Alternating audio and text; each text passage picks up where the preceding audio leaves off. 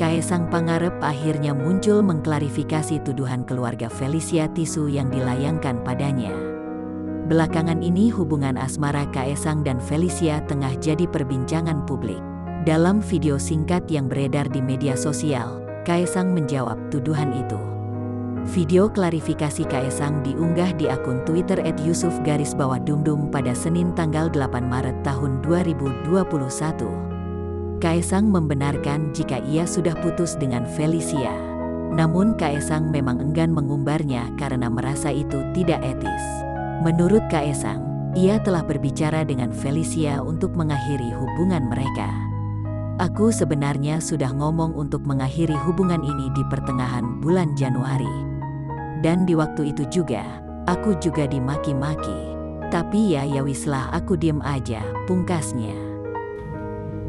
Jadi gini Mas, aku sebenarnya itu sudah ngomong untuk mengakhiri hubungan ini di pertengahan bulan Januari.